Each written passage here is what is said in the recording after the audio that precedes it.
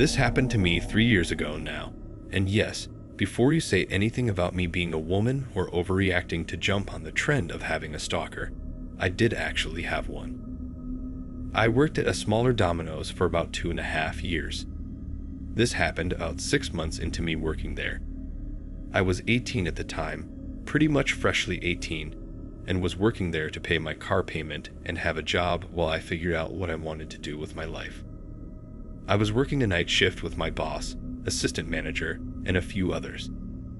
My shift started at 4 in the afternoon and went until midnight, so I was a closer. About an hour into my shift, a man parked a white truck outside and walked into the building. I was working the front, so I greeted him and asked if he had an order placed already.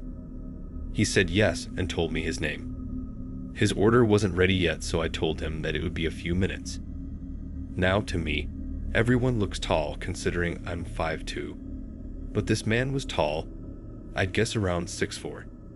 He looked older, like late 20s to early 30s, was heavier set, white, and was wearing a Wendy's uniform. Being the typically friendly person I am, I made conversation and asked if he worked at the Wendy's across the street, as I had used to work there.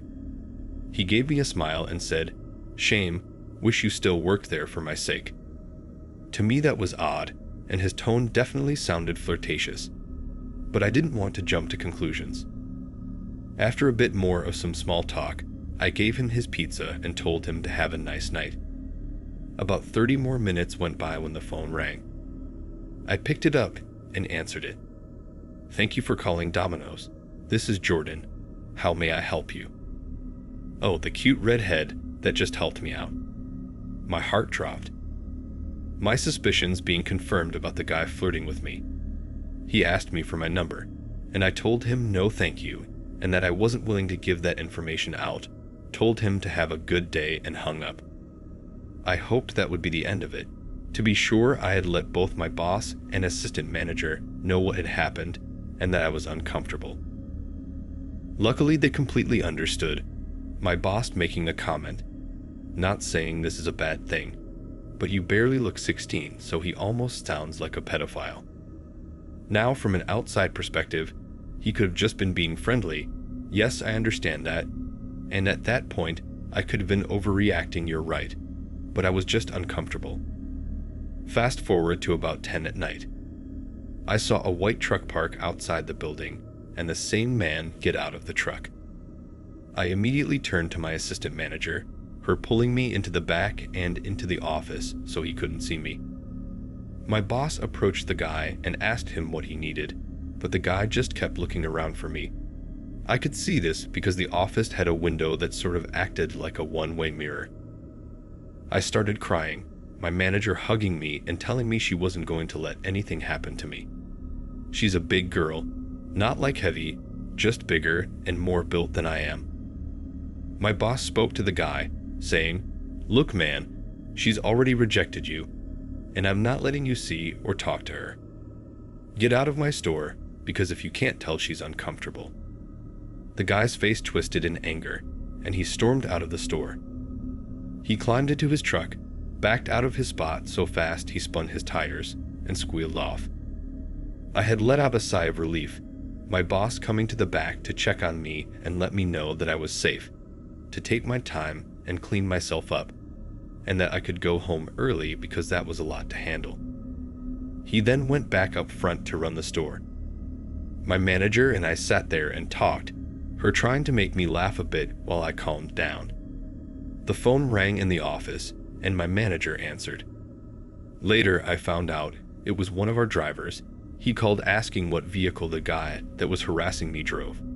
She told him a white truck. And he said that the guy was driving his truck around the parking lot, circling it, waiting for me to leave. My manager said, "Oh no." By the time I said, "What?" she was already up, her taser in hand, running out of the office and to the front door. She ran outside and made it go off, giving that typical shocking sound. He left the parking lot and sped off down the street. At this point, I called my dad. He was across the street at the bar. He's not an alcoholic, he just enjoys throwing darts on a Friday night. I told him to come to my work and follow my home because this creepy guy was freaking me out. Pretty quickly, my dad got there, gave me his keys, and told me to drive his car, and he'd drive mine in case the guy knew what car I drove. I drove home with no issues and barely slept that night. For the next month, that guy would park in the parking lot next to my car for hours, waiting for me to leave the store. I never left while he was there. Eventually, he stopped parking and just circled the parking lot and building a few times a day. 3 months later, it finally all stopped. Nothing has happened since. If you're going to take anything from this, just know that even with the very little initial interaction I had with the guy, my gut was right, and that he was a scary guy. So, always trust your gut. I have a knife on me at all times now, and I refuse to leave my night job without someone walking me to my car. I don't work there anymore, but that incident still haunts me.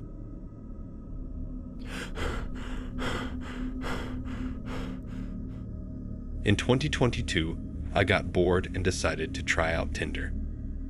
I'd had no luck finding any potential long-term partners, so thought, hey, I'm 18 now. No harm in trying it. I set up my profile and put up several pictures, including me stood in front of my old car. It had no identifying features visible though, so it couldn't be identified. After a few awkward conversations, I matched with a guy called Liam. Liam genuinely loved to talk to me and said he was 21. We spoke for a few days, but he then started asking me very sexual and dark questions and telling me about BDSM and how he'd like to do that with me. I blocked him immediately as he was making me feel uncomfortable, and I had a guy feeling something was off. Immediately after I blocked him, I started getting friend and follower requests from Liam. But here's where it started getting creepy. He even started trying to follow me on accounts I had which were completely anonymous, and figured out he'd been following my then anonymous TikTok for 6 months. I messaged him and begged him to leave me alone and that he was making me uncomfortable. He did not stop. He sent full registration details for my old car and told me he knew what street I lived on and was trying his hardest not to break into my house and get me. He told me how he'd seen me on the street and resisted the urge to snog and touch me. He listed places he'd seen me over the last few months, and if I didn't accept him, he'd make me accept him. This majorly freaked me out. I blocked him on everything and put on my Instagram story his details to see if my friends knew anything. Immediately, one of my friends told me they knew exactly who he was. He'd been chased out of a different town for being touchy-feely with underage girls and college students. He'd been kicked out of college due to this and was facing rape charges. His family had kicked him out his home, so he was sleeping rough. He was keeping on a low, as whenever he was seen by someone who vaguely knew him, he was beaten up. At the time, I didn't take it any further, but just 2 weeks after the stuff he did with me, he was ran out of my town for saying an underage girl. Last I heard, he was in a larger city, but I've not heard what's happened with him rape charge. That was the only time I ever used Tinder. That experience was enough.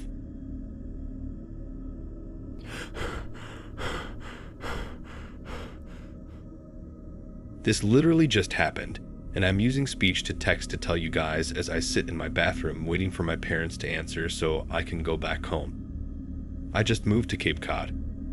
I live in a weird little house that I found in the quiet town of East Falmouth. The house is a little rundown, but after considering the fact that the house is technically OC to live in, and it is a really good price, I was willing to put up with it. I was up all night, and for the 4th night in a row, as I've been talking to this girl that I met online. Weird shit has been happening to me since I met her. See, I've always been one to knock a scary story as a coincidence or flat out made up, and of course, this girl is full of ghost stories. I've never felt such a wrong feeling hearing them as I do when she tells them. It's currently 5 a.m.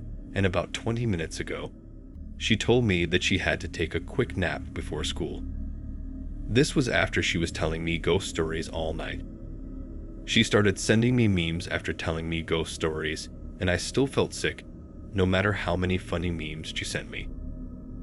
She kept telling me that she was feeling watched, and every time she says that, I started to feel like I was being watched. She kept saying she was seeing something out of the corner of her eyes, and the same thing would happen to me as or before she said it. She then just told me before she got off the phone that she knew something was in the room with her, and that's when I knew it. There was something in the room with me. I ignored it. She hung up. Earlier in the night, I had cracked a seltzer water, and right after she hung up, the bubbles started growing louder and louder until it was deafening.